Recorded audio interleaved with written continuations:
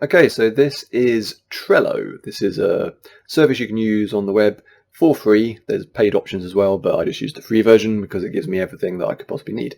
And what this is essentially is a pinboard or a corkboard, but in a virtual environment. So imagine having an infinitely long corkboard onto which you can stick all your notes.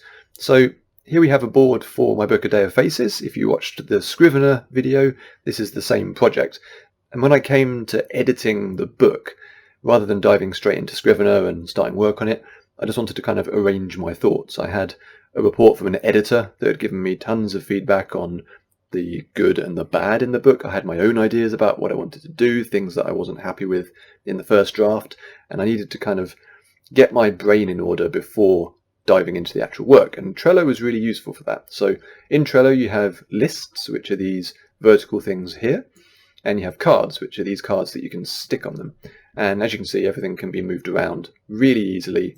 So it's great for people who have lots of thoughts and want to get them in some kind of order, but don't necessarily know what that order is straight away.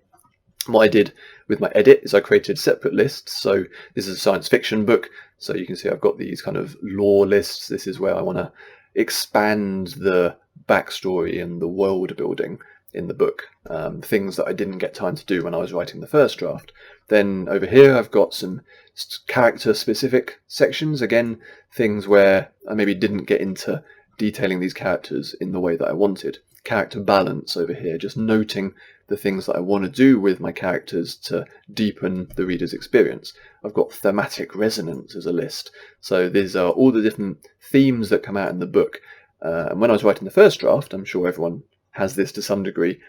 Sometimes you know what some of the themes are that you want to explore in the book, and other ones present themselves to you as you're writing it. And then, the second half of the book can be very rich in themes, but the first half of the book isn't necessarily carrying that through. So this is about going back and making sure that it all threads through.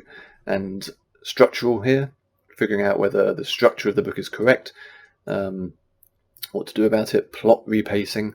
So as you can see, this is just a load of my thoughts. It's my brain dumped into this kind of whiteboard fashion. And you could do this entirely with an actual physical whiteboard, a load of sticky notes stuck up on the wall. It fills the exact same function, but I do it here partly because I don't have room to cover my house in sticky notes, and partly because with Trello it means that I can do it on my computer here, but I can also access it on my phone or on a different computer if I'm writing somewhere else, like in a cafe or at the library or something like that. Very, very handy. If I switch over to another project which I'm currently working on, this is No Adults Allowed, which is a book I'm currently serializing on Wattpad. And with this, I needed to know where my story was going, because I didn't want to dive into a weekly serial in which I might work myself into some awkward plot holes. So again, we've got lead characters, working out who they are. We've got story, themes, structural notes in there. What you can see here is that I've created labels for each of the characters. So I've got Harry here, and he's got this green label. And then over here we have the plot outline, some of which I'm probably going to blur so that people watching this don't get the story spoiled.